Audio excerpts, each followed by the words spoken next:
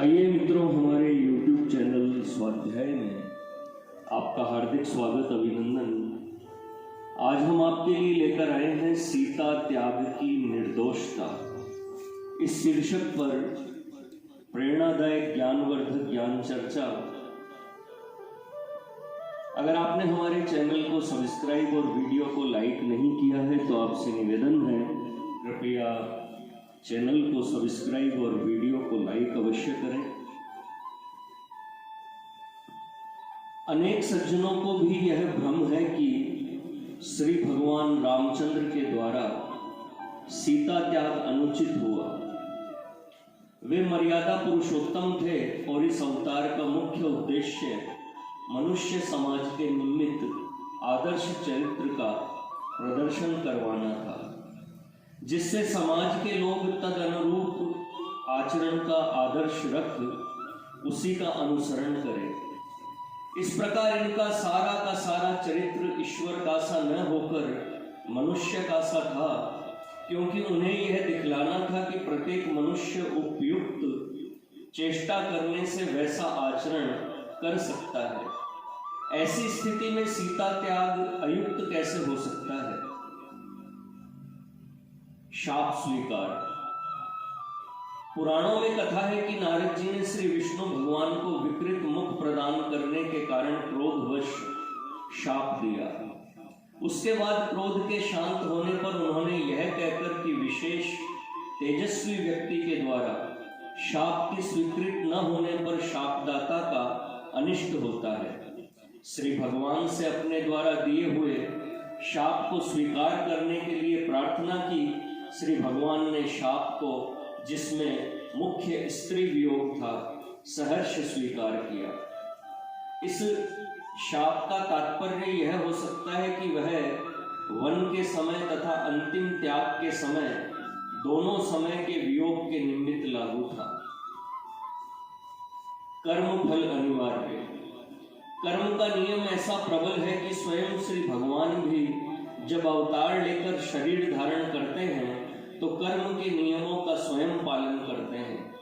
कहते हैं कि प्रभास क्षेत्र से महाप्रयाण होने के समय श्री कृष्ण भगवान को जिस व्याध ने मृग समझकर बाण मारा था, वह बाली का पुत्र अंगद था, और उसी ने उस रूप से अपने पिता बाली के वध का बदला लिया।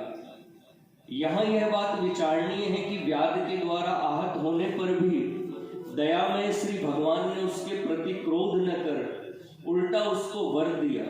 यह अटल नियम है कि जो कुछ सुख अथवा दुख किसी देहधारी को होता है, वह अवश्य में उसके पूर्व कर्मों का फल है। किसी को कोई ऐसा दुख अथवा सुख कदापि प्राप्त नहीं हो सकता जो उसके पूर्व कर्म का फल न हो। स्मरण रहे कि दुख रूप फल देने का मुख्य उद्देश्य दुख पाने वाले को ज्ञान द्वारा दुष्ट कर्म से निवृत्त कर उसका परम कल्याण करना है, न कि द्वेष से उसकी हानि करना। अतएव जिसको दुख समझा जाता है वह हितकर ही है। श्री सीता शाप। पद्म पुराण पाताल खंड रामाश्वमेध प्रकरण में ऐसी कथा है। एक बार श्री जानकी जी किसी बाग में घूम रही थी। तब उन्होंने शुक और शुकी के एक जोड़े को आपस में यह बातचीत करते सुना कि महाराज श्री रामचंद्र का श्री सीता से विवाह होगा और वे सुदीर्घ काल तक पृथ्वी पर राज्य करेंगे। श्री जानकी जी के कहने पर उनकी सखियां उन पक्षियों को पकड़कर श्री जानकी जी के समीप ले आई। श्री जानकी जी ने उन पक्षियों से पूछा कि जिनके विषय में तुम वार्तालाप करते थे, वे श्री राम और सीता कौन है, और तुमने यह समाचार कहाँ सुना? पक्षियों ने उत्तर दिया कि हम दोनों श्री वाल्मीकि के आश्रम में रहते थे। उन्होंने भविष्य में होने वाले चरित्र को छंदोबद्ध कर अपने शिष्यों को पढ़ाया है, जिनसे हम लोगों ने यह सारा वृत्तांत सुना है। इसके बाद उन पक्षियों ने राम जन्म से लेकर धनुष भंग और विवाह तक का सारा वृत्तांत कह सुनाया। इस पर श्री जानकी जी ने कहा कि मैं सीता हूँ और तुम लोगों को मैं तभी मुक्त करूंगी जब श्री राम आकर मेरा पाणी ग्रहण करेंगे, और तब तक तुम लोगों को मैं अपने मधुर भोजन कराऊंगी। इस बात को सुनकर पक्षी बड़े भयभीत और शोकाकुल हुए और जानकी जी से कहने लगे कि हे सीता, हम लोग वन के रहने वाले और स्वच्छंद विचरण करने वाले हैं। हम लोग घर में सुख से नहीं रह सकेंगे। नर पक्षी ने कहा कि मेरी भार्या गर्भवती है, इसलिए अभी हम लोगों को छोड़ दीजिए। उसके बच्चा हो जाने पर हम लोग आपके पास आ जाएंगे। इस पर श्री सीता जी ने नर पक्षी को छोड़ दिया, किंतु अनेक विनती करने पर भी शुकी को नहीं छोड़ा। इस पर शुकी ने श्री सीता जी को शाप दिया कि जिस प्रकार तुमने मेरा पति से वियोग कराया है, उसी प्रकार तुम्हें भी गर्भिणी रहने की अवस्था में तुम्हारे स्वामी त्याग देंगे। यह कहकर अत्यंत करुण विलाप करते हुए शुकी ने प्राण त्याग कर दिया। इस पर शुक ने भी दुखित एवं क्रोध मूर्छित हो गंगा में गिरकर यह कहते हुए प्राण त्याग कर दिया कि मैं आगामी जन्म में श्री राम के नगर में जन्म लेकर ऐसे वाक्य का व्यवहार करूंगा जिससे शुकी का शाप सत्य हो और सीता का राम से वियोग हो। उसी शुक ने अयोध्या में रजक होकर जन्म लिया, जिसकी निंदा के कारण श्री सीता जी का परित्याग हुआ। ईश्वर इच्छा से कर्म फल। कर्म स्वयं जड़ है, किंतु इसका फल ईश्वर की इच्छा शक्ति द्वारा लोगों को मिलता है। रामचरितमानस का वचन है, शुभ अरु अशुभ कर्म अनुहारी, ईस देई फल हृदय विचारी। कई कर्मों के फल ऐसे होते हैं कि उनकी प्राप्ति में जो सहायक का कार्य करते हैं वे केवल निमित्त मात्र होते हैं, अर्थात कर्म द्वारा प्रेरित होकर वे फल प्रदान में निमित्त मात्र होते हैं, अतएव वे उसके लिए उत्तरदायी नहीं होते। महाभारत अनुशासन पर्व में कथा है कि एक साध्वी स्त्री ने बालक की सर्प के डसने से मृत्यु होने पर सर्प मृत्यु और काल एक एक करके उस साध्वी के तपोबल के कारण वहां आए और अंत में काल ने यही निर्णय किया कि उस बालक की मृत्यु में न तो सर्प कारण है, न मृत्यु और न स्वयं काल ही कारण है, किंतु उस बालक का पूर्वकृत कर्म ही कारण है, जिसके द्वारा उसकी मृत्यु ठीक काल आने पर सर्पदंश द्वारा हुई। इसमें वे सब केवल निमित्त मात्र है, अतएव निर्दोष हैं। इस प्रकार श्री सीता जी के त्याग का हेतु न भगवान श्री रामचंद्र थे और न धोबी ही था, किंतु पूर्व में उनके द्वारा शुकी के बंधन के कारण जो उनको पति वियोग का शाप हुआ वही कारण था, जिसका फल अवश्य भावी था। श्री सीता जी ने भी वन में त्यागे जाने पर श्री लक्ष्मण के प्रति अपने कर्म को ही अपने त्याग का कारण बताया। भवांस तत्याज तत्सर्वम मम देवम तु कारणम, अर्थात इस त्याग में देव यानी मेरा प्रारब्ध कर्म ही कारण है। लोक मर्यादा। श्री भगवान ने यह भी देखा कि रजक की निंदा यद्यपि मिथ्या है, तथापि यद्यदाचरति श्रेष्ठस्तत् देवेत्तरो जनः के अनुसार संभव है कि ऐसी निंदा के भ्रम में पड़कर वर्तमान अथवा भविष्य में लोग विपरीत समझने लगे और स्त्री के सतीत्व की रक्षा की परम आवश्यकता पर स्त्री पुरुष उसके कारण पूरा ध्यान न देकर उसके दोष को दोष न मान धर्म से च्युत हो जाए, जिससे समाज का बड़ा अनिष्ट हो सकता है। इस भावी अनिष्ट की संभावना को रोकने के लिए श्री भगवान ने स्वयं कष्ट सहना और श्री सीता जी को कष्ट सहन कराना ही उचित समझा। श्री सीता जी के वियोग से उनको श्री सीता जी से भी अधिक कष्ट हुआ। वृद्धावस्था में स्त्री वियोग दुस्सह है। इस प्रकार समाज के हित के लिए दोनों ने परम त्याग किया।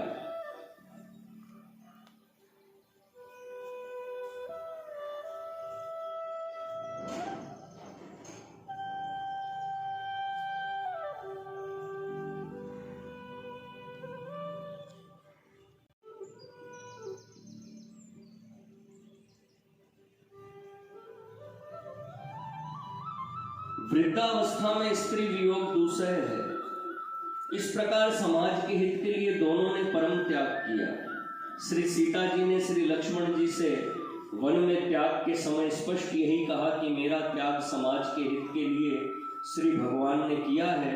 इस बात को मैं समझती हूँ और इसके निमित्त मुझे कोई अमर्ष नहीं है, बल्कि इस कार्य में भगवान के साथ योग देना मैं अपना कर्तव्य समझती हूँ।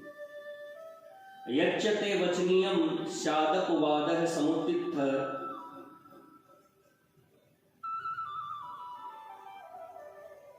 यच्चते वचनीयम स्यादपवादः समुत्थितः मया ही परहर्तव्यम त्वं ही में परमागति।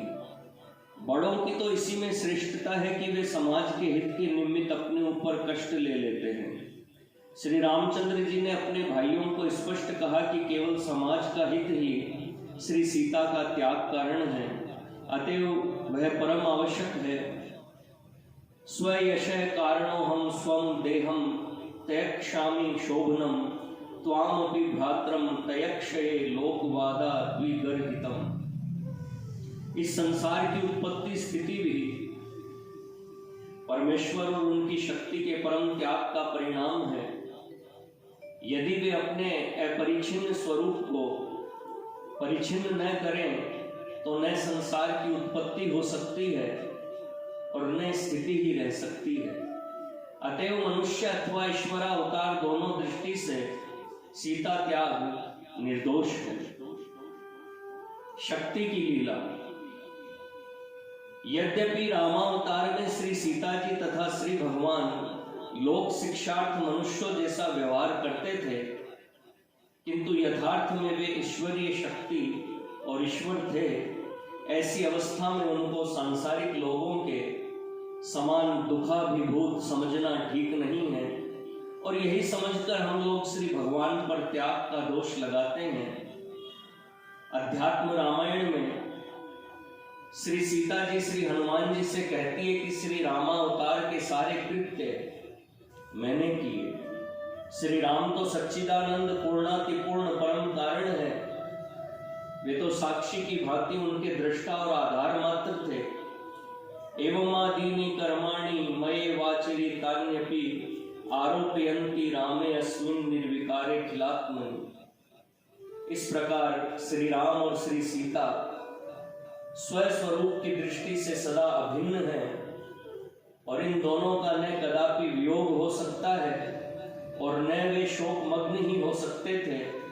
यद्यपि स्थूल शरीर की दृष्टि से मायाकृत वियोग उनके अंदर भी दृष्टिगोचर होता है अथवा वे शोक संतप्त भी देखने में आते हैं। दुख मित्र। एक और विचारणीय विषय इस संबंध में यह है कि हम लोग किसी घटना का विचार उसको स्वतंत्र समझकर और उसके तात्कालिक परिणाम की दृष्टि से करते हैं और उसके पूर्वापर के संबंध तथा दूर के परिणाम पर दृष्टि नहीं डालते।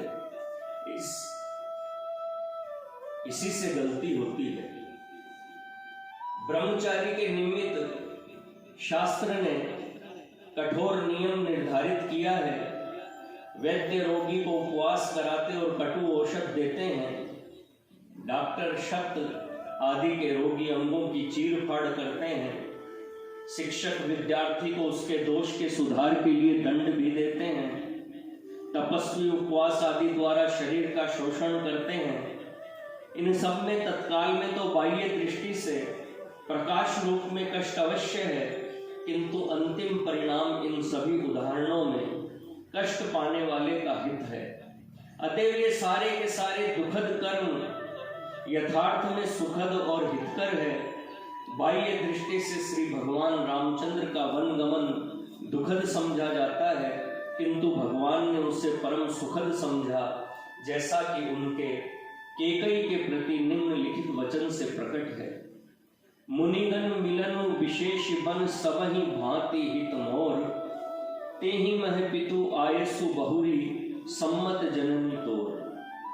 भरत प्राण प्रिय पावहि राजू, विधि सब विधि मोहि सन्मुख आजू। जो न जाऊं बन ऐसे हो काजा, प्रथम गनीय मोहि मूढ़ समाजा। स्मरण रहे कि ये वाक्य बनावटी न थे। क्योंकि श्री राम असत्य कभी नहीं बोलते थे। रामो द्वीर ना भी भाषते। यथार्थ में जो सुख श्री भगवान रामचंद्र को मुनि सेवित चित्रकूट, पंचवटी आदि पुण्य स्थानों में रहने और विचरण करने से मिला, जहाँ प्रकृति का यथार्थ सौंदर्य देखने में आता है, वैसा सुख अयोध्या की राजगद्दी पर कदापि संभव नहीं था। यदि श्री भगवान वनगमन नहीं करते तो उनका वनवास का परम पावन चरित्र, जिसके स्मरण मात्र से मनुष्य का हृदय पवित्र हो जाता है, संसार को कैसे लब्ध होता और राक्षसों से मुनियों और सज्जनों का त्राण कैसे होता। इसी प्रकार श्री सीता जी को श्री वाल्मीकि के आश्रम में रहने से जो असीम यथार्थ एवं आंतरिक शांति मिली होगी और वहां निरंतर यज्ञ, जाप, भजन, पाठ आदि दिव्य कृत्यों के संपादन के बीच मुनि पत्नी और शिष्यों से वेष्टित रहने से उन्हें जो परमानंद प्राप्त हुआ होगा, उसका अनुमान केवल सांसारिक दृष्टि से कैसे हो सकता है। यह निर्विवाद और सर्वसम्मत है कि स्त्री अपनी गर्भावस्था में जैसी परिस्थिति और संसर्ग में रहती है और उनके कारण जैसी भावना उसके हृदय में उत्पन्न होती है, उसका विशेष प्रभाव गर्भस्थ शिशु पर पड़ता है। इसलिए वह तदनुरूप गुण और कर्म का बीज लेकर उत्पन्न होता है, जो ठीक समय पर उसमें अवश्य प्रस्फुटित होता है। इस प्रकार श्री सीता जी के गर्भावस्था में श्री वाल्मीकि के आश्रम में रहते हुए वहां सदा सर्वदा योग, यज्ञ, स्वाध्याय, तपश्चर्या, ज्ञानोपदेश, शिक्षा, भजन, कीर्तन आदि के होते रहने से उनका जो प्रभाव श्री सीता जी की तदनुरूप भावना के द्वारा उनके गर्भस्थ शिशुओं पर पड़ा, वह अयोध्या में कदापि संभव नहीं था। इसके अतिरिक्त उनके बालकों को जन्म लेते ही उस पवित्र आश्रम के वायुमंडल में रहने का जो सौभाग्य और वहां के पवित्र संसर्ग का जो लाभ हुआ, वह भी अयोध्या में नहीं मिल सकता था। श्री सीता जी के कुमारों को शिशु काल से ही श्री वाल्मीकि जी के द्वारा परमोत्तम और परमावश्यक शिक्षा के प्राप्त करने का जो सुअवसर मिला और जैसी उच्च कोटि की शस्त्रास्त्र शिक्षा उनको वहां मिली, वह भी अन्य प्रकार से संभव नहीं थी। शस्त्र विद्या में तो वे इतने पारंगत हो गए कि रामाश्वमेध के घोड़े के रोकने के लिए जो युद्ध हुआ, उसमें उन दोनों ने हनुमान, शत्रुघ्न आदि समस्त प्रधान वीरों को अकेले ही परास्त कर दिया। यही नहीं, पहले अकेले लव ने युद्ध किया, पीछे कुश ने। बाह्य वियोग से परम मिलन, रामावतार की लीला में अध्यात्म रहस्य भी है। आध्यात्मिक दृष्टि से श्री सीता जी ईश्वर के प्रिय अंश शुद्ध जीवात्मा है। जीवात्मा के तीन भाव है, कारण शरीराभिमानी, सूक्ष्म शरीराभिमानी और स्थूल शरीराभिमानी। इनमें स्थूल शरीराभिमानी का वास नेत्र में है, सूक्ष्म शरीराभिमानी का कंठ में और कारण शरीराभिमानी का हृदय देश में। परमात्मा के साथ जीवात्मा का मिलन तभी होता है जब वह प्रथम दशेंद्रिय रूप रावण के आधिपत्य से मुक्त होकर स्थूल का सूक्ष्म में लय कर देता है, सूक्ष्म का कारण में और कारण का महाकारण तूर्य में लय कर लेता है। जब तक श्री भगवान परमात्मा श्री सीता जी जीवात्मा के नेत्र गोचर थे, तब तक जीवात्मा का वास स्थूल शरीर में था, जहां दोनों का यथार्थ आध्यात्मिक मिलन संभव नहीं है। वन में त्यागे जाने पर जब श्री भगवान श्री सीता जी के नेत्रों से ओझल हो गए, तब वे उनका सदा हृदय में ध्यान करने लगी, अर्थात स्थूल और सूक्ष्म का कारण में लय हुआ। कारण शरीरस्थ शुद्ध जीवात्मा जब अपने शुद्ध स्वरूप में हृदय में स्थित होता है, तब उसका उसके अंशी अथवा प्रियाति प्रिय परमात्मा रूप पति के साथ यथार्थ मिलन होता है। जैसी वियोग में प्रेम की वृद्धि होती है, वैसी संयोग में नहीं होती। संयोग में रास की संभावना रहती है। इसी नियम के अनुसार श्री कृष्ण भगवान से श्री गोपियों का वियोग हुआ और तभी उन लोगों को श्री भगवान की यथार्थ प्राप्ति हुई। इसी परम रहस्य को प्रकट करने के लिए भी यह सीता त्याग हुआ, जिसका परिणाम यह हुआ कि यज्ञ में श्री भगवान के साक्षात आध्यात्मिक स्वरूप में श्री सीता जी परम समाधिस्थ होकर लीन हो गई। इस प्रकार यदि सीता त्याग के नाना रहस्यों का विचार किया जाएगा तो स्पष्ट प्रतीत होगा कि श्री सीता त्याग उचित हुआ और इसका परिणाम उत्तम हुआ। मित्रों, यह थी सीता त्याग की निर्दोषता इस शीर्षक पर प्रेरणादायक ज्ञानवर्धक ज्ञान चर्चा। अगर आपको हमारा चैनल पसंद आए तो इसे सब्सक्राइब और वीडियो को लाइक अवश्य करें। धन्यवाद।